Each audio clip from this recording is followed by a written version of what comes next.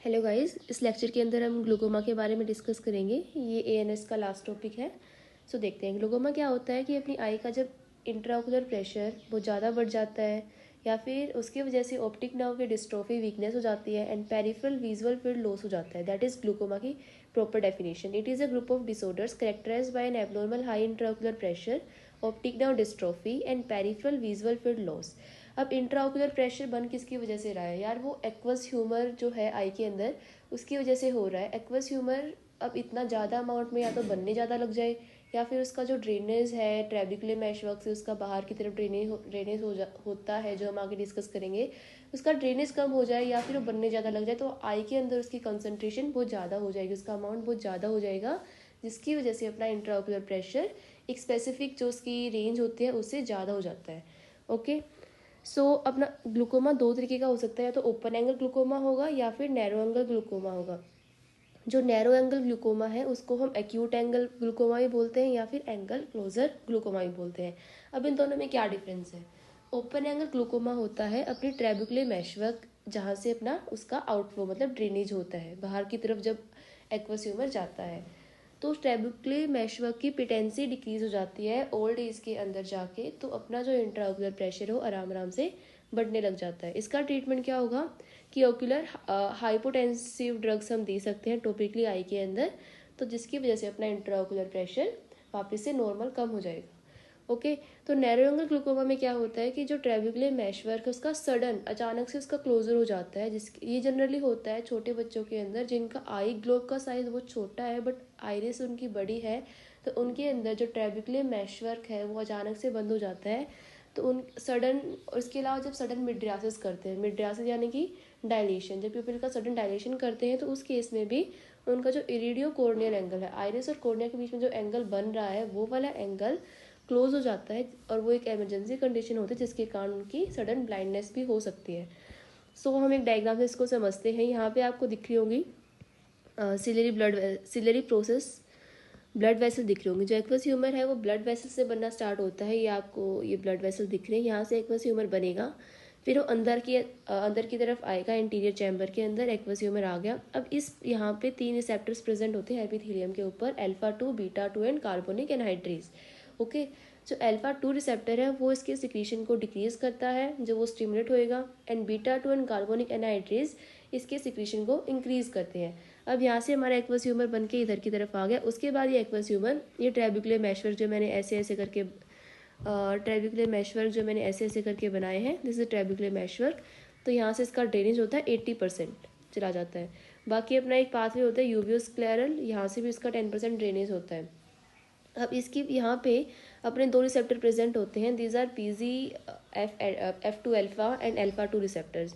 ये दोनों रिसेप्टर जब स्टिमुलेट होते हैं तो अपने आउटफ्लो को इंक्रीज करते हैं। तो बेसिकली आपको इन रिसेप्टर के बारे में इतना ओवरव्यू आना चाहिए जिससे कि आप ड्रग्स के बारे में देख सके कि हमें कौन से एगोनिस्ट देने हैं और कौन से एंटागोनिस्ट देने हैं। और एक बात तो जो अपनी ब्लड वेसल्स हैं, सीलरी ब्लड वेसल्स है, वहाँ पे अपना अल्फा 1 रिसेप्टर होता है, मैंने पहले ही बताया था, क्योंकि अल्फा जो हमने सिंपैथेटिक के बारे में डिस्कस किया तो वहाँ पे हमने देखा था कि अल्फा 1 रिसेप्टर जो है वो वेजो कंस्ट्रिक्शन करवाते हैं, बीटा वाले वेजो डायलेशन करवाते हैं। तो यहाँ पे अल्फा 1 रिसेप्टर वेजो कंस्ट्रिक्शन करवाएगा तो एक्वस ह्यूमर की प्रोडक्शन को डिक्रीज कर देगा। अब आपको मैं बताऊँ कि अगर मैं अल्फा 2 के एगोनिस्ट दूँ तो सिक्रीशन को कम कर देंगे, अगर मैं बीटा 2 के ब्लोकर्स दूँ तो वो भी सिक्रीशन को कम करेंगे, कार्बोनिक एनहाइड्रेज के इनहिबिटर्स दूँ वो भी सिक्रीशन को कम करेंगे, एंड मैं अल्फा 2 के एगोनिस्ट दूँ तो वो इसके आउटफ्लो को बढ़ा देंगे। PGF2 अल्फा के एगोनिस्ट दूंगी अगर मैं तो वो भी इसके आउटफ्लो को बढ़ा देंगे। तो यहाँ से हमें बेसिकली ड्रग्स का पता लगा कौन से हमें एगोनिस्ट देने हैं कौन से एंटागोनिस्ट देने हैं। इसको हम फ्लो चार्ट की फॉर्म में देखते हैं। एक्वस ह्यूमर है, produced by the ciliary vessel, ठीक है, filtered through the ciliary epithelium, secreted into the anterior chamber by ये 3 रिसेप्टर मैंने आपको बताया, alpha 2, beta 2 and carbonic. Paper में आप ऐसे लिख के आ सकते हो, डायग्राम बनाओ एंड देन ऐसे फ्लो चार्ट में लिख के आ जाओ। Alpha 2, beta 2 and carbonic anhydrase, alpha 2 secretion को कम करता है, बीटा 2 बढ़ाता है, कार्बोनिक एनहाइड्रेज सिक्रेशन को इंक्रीज करता है, साथ में bicarbonate HCO3 negative sodium Na+ को भी वाटर के साथ एक्वस ह्यूमर के अंदर सिक्रेट कर देता है। फिर 90% अपना ट्रेबिकुलर मैशवर्क से बाहर ड्रेन होता है, मैंने बता दिया। उसके बाद हमने 2 ग्लूकोमा देखे थे, open angle and narrow angle या फिर angle closure glaucoma. Open angle क्यों हो रहा था? पेटेंसी कम हो गई थी ट्रेबिकुलर मैशवर्क की ओल्ड एज के अंदर, इसलिए हो रहा था, राइट। तो एक्वस ह्यूमर ड्रेन थ्रू अब ट्रेबिकुलर मैशवर्क की तो पेटेंसी कम हो गई है ना, तो वहाँ से तो एक्वस ह्यूमर ड्रेन नहीं कर पाएगा, तो एक्वस ह्यूमर को कोई और पाथवे ढूंढना पड़ेगा बाहर की तरफ ड्रेन करने के लिए। तो ओपन एंगल के अंदर वो जाता है यूवियोस्क्लेरल पाथवे से। ओके, यहाँ से यूवियोस्क्लेरल आउटफ्लो से उसका बाहर की तरफ ड्रेनेज होता है, तो उसकी वहाँ पे अपने दो रिसेप्टर्स प्रेजेंट होते हैं, PGF2 alpha and alpha 2 receptor, जो मैंने आपको डायग्राम में भी दिखाए थे। अब वो रिसेप्टर इसके आउटफ्लो को इंक्रीज कर देंगे। ये तो बेसिकली हो गया अपना ओपन एंगल ग्लूकोमा के बारे में। अब आता है एंगल क्लोजर जो ग्लूकोमा है, वो क्यों हो रहा था कि सडनली मिड्रियासिस हो रहा था, उसकी वजह से अपना इरिडियोकॉर्नियल एंगल क्लोज हो रहा था, एंड देन इमरजेंसी कंडीशन के अंदर ग्लूकोमा के साथ साथ ब्लाइंडनेस भी हो जा रही थी। ठीक है, तो इसके अंदर हम क्या करेंगे, मिड्रियासिस की वजह से हो रहा तो हम मियोसिस प्रोड्यूस करेंगे ना पेशेंट के अंदर। तो उसके लिए हमने जो रिसेप्टर्स पड़े हुए हैं पूरे ANS के अंदर, तो M3 रिसेप्टर को हम स्टिमुलेट करेंगे, तो वो आइरिस के अंदर होता है एंड वो मियोसिस प्रोड्यूस कर देगा। जो एंगल क्लोजर ग्लूकोमा, उसके अंदर एक और बात है कि शेप ऑफ आइरिस, जब हमारा एंगल क्लोजर ग्लूकोमा होता है तो अपनी आइरिस की पहले ये शेप होती है जो मैंने ऐसे करके ऐसे बनाई हुई है। तो इसकी आइरिस की जो शेप है वो ऐसे चेंज हो जाती है जब उसका मिड्रियासिस होगा। अब सपोज ये मेरी ये आइरिस है ऊपर वाली, ये नीचे वाली, ये हमारा छोटा सा मतलब नॉर्मल है, मियोसिस हो रखा है मान लो। तो जब मिड्रियासिस होगा तो आइरिस ऐसे जाएगी ना और प्यूपिल पूरा डायलेट हो जाएगा। इस कंडीशन के अंदर अपना जब यहाँ पे अपना ट्रेबिकुलर मैशवर्क था, राइट, तो नॉर्मली आइरिस के अंदर ट्रेबिकुलर मैशवर्क अपना नॉर्मल है, यहाँ से उसका ड्रेनेज हो जाएगा एक्वस ह्यूमर का। बट अपना जब मिड्रियासिस होगा तो आइरिस इस ट्रेबिकुलर मैशवर्क को ऐसे ऊपर से उसके ऊपर से आ जाएगी एंड इसको क्लोज कर लेगी, तो यहाँ से ट्रेबिकुलर मैशवर्क से अपना ड्रेनेज अब नहीं हो पाएगा। तो वही मैंने इस डायग्राम में दिखाया आपको, closer to the trabecular meshwork and intraocular pressure फिर इंक्रीज हो जाएगा। ये हमने देख लिया ओवरव्यू पूरा। अब ड्रग्स के बारे में फटाफट देखते हैं। सबसे पहले हम देखते हैं कि हमें बेसिकली ये 5 तरह के ड्रग्स यूज़ करने हैं। अल्फा एगोनिस्ट, मैंने आपको समझा दिया कौन से एगोनिस्ट होंगे कौन से एंटागोनिस्ट होंगे। फटाफट हम ड्रग्स के नाम देख लेते हैं। अल्फा एगोनिस्ट के अंदर हमें देखना है ब्रिमोनिडिन, एप्राक्लोनिडिन एंड डिपिवेफ्रिन। ये मैंने अपनी पिछली वीडियोज़ में पूरा एक्सप्लेन किया हुआ है सारे एगोनिस्ट एंटागोनिस्ट के बारे में। आप एक बार उन वीडियो को देख के आओगे तो आपको यहाँ पे ज़्यादा क्लियर होगा। तो ब्रिमोनिडीन होगा, एप्राक्लोनिडीन होगा, डिपिवेफ्रिन जो होता है अल्फा 1 प्लस अल्फा 2 एगोनिस्ट होता है। ये ब्रिमोनिडीन एंड एप्राक्लोनिडीन अल्फा 2 एगोनिस्ट होते हैं। PGF2 अल्फा में सारे अपने प्रोस्ट वाले ड्रग्स आएंगे। एक दो आप याद कर ले, टेनोप्रोस्ट, बिमेटोप्रोस्ट, ट्रेवोप्रोस्ट, कार्बोप्रोस्ट एंड यूनोप्रोस्टोन। ओके, बीटा ब्लॉकर हमने पूरा डिटेल में किया था, ठीक है। तो इसमें अपना नॉन सेलेक्टिव होते हैं, कार्डियो सेलेक्टिव होते हैं। Non selective timolol, levobunolol, metipranolol, और ये नॉन सेलेक्टिव मैंने बताया था ये contraindicated in the asthma, COPD, peripheral vascular disease वगैरह के अंदर। And the cardio selective are safe in this conditions. तो कार्डियो सेलेक्टिव के अंदर अपना बिटैक्सोलोल आएगा, तो हम आगे इसको अभी डिटेल में भी देखेंगे। देन कार्बोनिक एनहाइड्रेज इनहिबिटर्स में अपना एसिटाजोलामाइड आएगा, ब्रिंजोलामाइड, डारजोलामाइड, ये जोलामाइड वाले ड्रग्स यहाँ पे आएंगे। M3 एगोनिस्ट में पता ही है, पाइलोकार्पिन आता है जो drug of choice for narrow angle glaucoma है, फाइजोस्टिगमिन आ गया, थायोफेट्स आ गया। तो हमें बेसिकली थोड़े थोड़े ड्रग्स के नाम पता होने चाहिए। PGF2 अल्फा में प्रोस्ट आएगा, कार्बोनिक एनहाइड्रेज में जोलामाइड्स वाले आएंगे। अल्फा एगोनिस्ट तो आपको पता ही होगा, ये हमने पढ़े हुए हैं, ब्रिमोनिडीन, एप्राक्लोनिडिन, डिपिवेफ्रिन, बीटा ब्लॉकर्स, ये पीछे लोल वाले आएंगे, टीमोलोल, बिटाक्सोलोल। ओके, सो अभी हम डिस्कस करते हैं सबसे पहले PGF2 अल्फा के बारे में। मैकेनिज्म ऑफ एक्शन क्या है कि PGF2 अल्फा डायग्राम से बताते हैं दोबारा कि यहाँ पे प्रेजेंट है यूवियोस्क्लेरल आउटफ्लो पे, अगर स्टिमुलेट होंगे तो इसका आउटफ्लो को इंक्रीज कर देंगे, राइट। तो PGF2 अल्फा का मैकेनिज्म ऑफ एक्शन क्या है कि इंक्रीज द यूवियोस्क्लेरल आउटफ्लो। रूट क्या है, हम इसको टॉपिकली आई ड्रॉप की फॉर्म में देते हैं, drug of choice for the open angle glaucoma, क्योंकि ओपन एंगल ग्लूकोमा के अंदर ट्रेबिकुलर मैशवर्क की पेटेंसी खत्म हो चुकी है, तो हमें कोई और रूट ढूंढना पड़ेगा एक्वस ह्यूमर की ड्रेनेज के लिए। तो हम ये वाला यूवियोस्क्लेरल वाला रूट देखते हैं और वहाँ पे ये वाला रिसेप्टर प्रेजेंट होता है। इसके कुछ साइड इफेक्ट हैं जो मैं आपको पिक्चर की फॉर्म में अच्छे से बताऊंगी। सबसे पहला है कि ये एंटीरियर, क्योंकि देख PGF2 अल्फा प्रोस्टाग्लैंडिन ही है ना, तो ये इन्फ्लेमेशन कोज करेगा, तो एंटीरियर यूवियाइटिस ये कोज कर सकता है।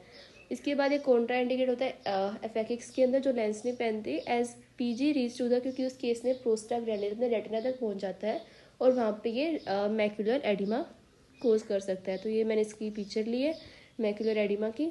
नेक्स्ट है ये जो PGF2 अल्फा हेयर ग्रोथ को इंक्रीज कर देता है, मतलब आई लैशेस की है ना, जो उसकी ग्रोथ को बढ़ा देता है, ठीक है। तो इसको हम as a drug of choice use करते हैं फॉर हाइपोट्राइकोसिस, यानी कि जिसकी आई लैशेस कम है, मतलब वहाँ पे उसकी हेयर ग्रोथ कम है, तो उस केस में हम इसको ड्रग को यूज़ कर सकते हैं।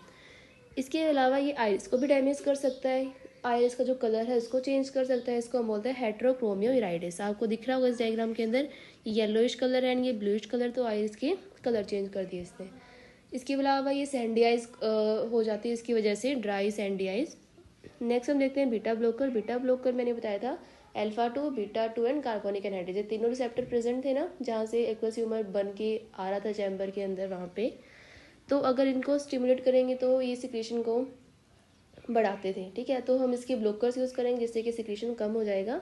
तो अगर पीजी, सबसे पहले तो ड्रग ऑफ चॉइस अपना PGF2 अल्फा एगोनिस्ट ही होते हैं। अगर वो नहीं, वो किसी कंडीशन के अंदर कॉन्ट्रा इंडिकेशन है, सपोज बंदे के अंदर एंटीरियर यूवेटाइटिस पहले से ही है, तो अगर हम PGF2 अल्फा देंगे तो और ज़्यादा हो जाएगा, राइट। तो उस केस के अंदर हम इसको बीटा ब्लॉकर्स दे सकते हैं। टॉपिकल आई ड्रॉप्स की फॉर्म में इसको देते हैं। तो नॉन सेलेक्टिव होता है एंड कार्डियो सेलेक्टिव मैंने बता दिया। नॉन सेलेक्टिव मतलब बीटा 1, बीटा 2, बीटा 3 सबके ऊपर इसका इक्वल इफेक्ट होगा। अब जो नॉन सेलेक्टिव वाले हैं, ज़्यादा इफेक्टिव ड्रग्स है, कॉन्ट्रा इंडिकेटेड होते हैं। अस्थमा, COPD, PVD क्यों होते हैं कॉन्ट्रा इंडिकेटेड? क्योंकि अस्थमा में मतलब क्या होता है कि ब्रोंको कंस्ट्रिक्शन, मतलब हमें ब्रोंको डायलेशन करना होता है बेसिकली अस्थमा के अंदर, और बीटा 2 रिसेप्टर तो हमने पहले ही ब्लॉक कर दिया तो वो नहीं हो पाएगा। ओके, देन ये अनसेफ ड्रग माने जाते हैं क्योंकि इन कंडीशंस के अंदर कॉन्ट्रा इंडिकेटेड है ये। तो एग्जांपल टीमोलोल, लीवोबुनोलोल, इनके एग्जांपल की ट्रिक मैंने आपको इन जहाँ पे मैंने बीटा ब्लॉकर्स कराए हैं वहाँ पे मैंने बता दी थी इजीली। तो टीमोलोल, लीवोबुनोलोल, कार्टिलोल, मेटिप्रेनोलोल, ठीक है। तो इसके बाद अपना कार्डियो सिलेक्टिव आएंगे जो बीटा 1 रिसेप्टर अपना हार्ट में प्रेजेंट होते हैं ना, तो मेनली उसी को ब्लॉक करेंगे। लेस इफेक्टिव बीटा ब्लॉकर्स माने जाते हैं, can be given in the asthma, COPD, PVD and these are safe drug. तो drug of choice for among the beta blocker जितने भी हमने अभी तक पढ़े ग्लूकोमा के अंदर हम देते हैं बिटैक्सोलोल, ठीक है। तो longest acting is our levobunolol then the betaxolol, but betaxolol mainly हम देते हैं। इनके साइड इफेक्ट भी होते हैं, जैसे कि सबसे मेन है ये, यहाँ से MCQ पूछा ही पूछा जाता है, ये आपको अच्छे से आना चाहिए सारे ड्रग्स के नाम, मैंने ट्रिक भी बनाई हुई इनकी।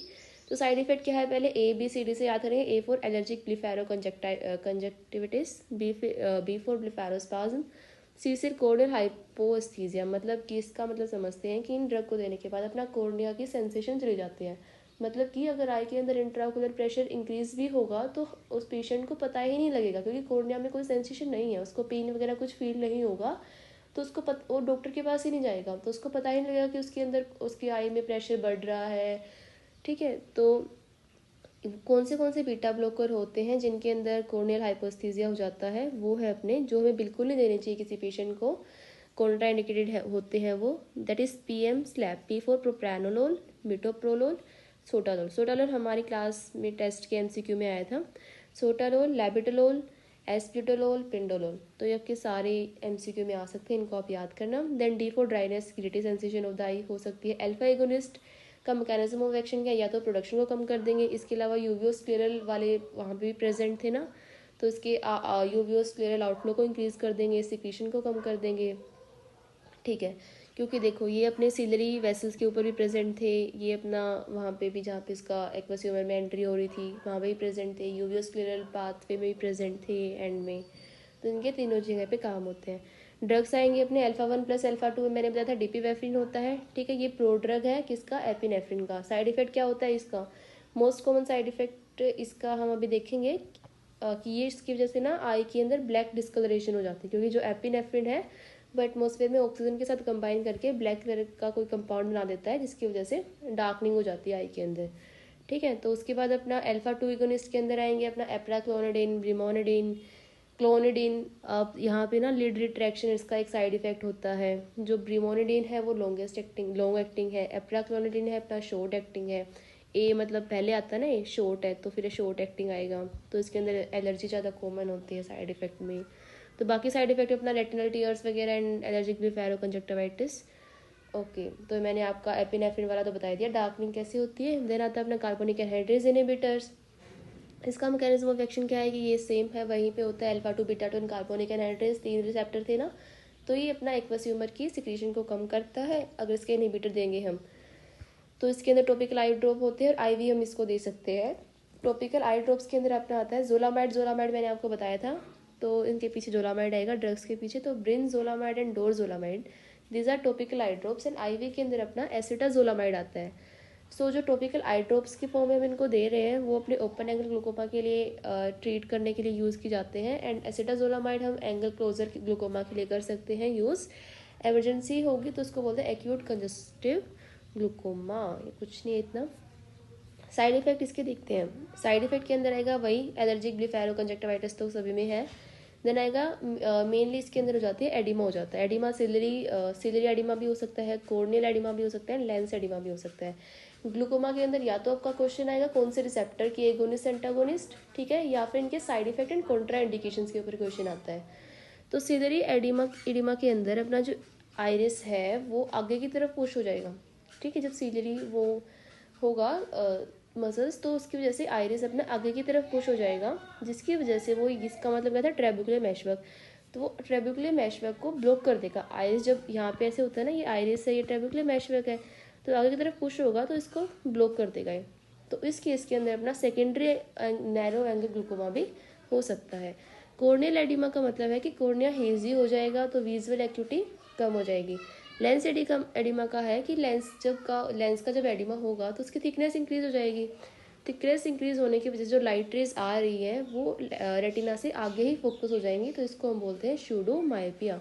ये बहुत इंपॉर्टेंट है। उसके बाद आते हैं अपने last drug meiotic agents. M3 receptor अपना आइरिस के ऊपर होता है तो वो मियोसिस करवा देता है, क्योंकि जो नैरो एंगल ग्लूकोमा है वो बेसिकली मिड्रियासिस की वजह से भी हो रहा था। तो इस केस में जो ड्रग ऑफ चॉइस होता है नैरो एंगल ग्लूकोमा के अंदर ये मियोटिक्स ही होते हैं, ठीक है। तो ड्रग्स अपने पाइलोकार्पिन, फाइजोस्टिगमिन, इक्थायोफेट्स, ये सब अपने ड्रग्स आते हैं। उसके बाद जो पाइलोकार्पिन है डायरेक्टली रिसेप्टर के ऊपर एक्ट करता है। फाइजोस्टिगमिन, इक्थायोफेट्स से रिवर्सिबल है, इनरिवर्सिबल है, ये हमने प्रॉपर पूरा डिटेल में डिस्कस किया हुआ है। तो इसके साइड इफेक्ट हम देखते हैं। सबसे पहला होता है कंस्ट्रिक्शन ऑफ प्यूपिल, क्योंकि मियोसिस ये करवा रहा है, राइट। तो पेरिफेरल जो विजन है उसको डिक्रीज कर देगा। सिलेरी मसल का स्पाज्म हो जाएगा तो हेडेक जो होता है, फिर ब्रो पेन, ये इसके अंदर हो सकता है। मियोटिक्स के अंदर कैटरेक्ट हो सकती है, राइट। इसमें सारे सी वाले आएंगे। C for constriction of pupil, C for ciliary muscle spasm, C for cataract and C for cry like symptoms.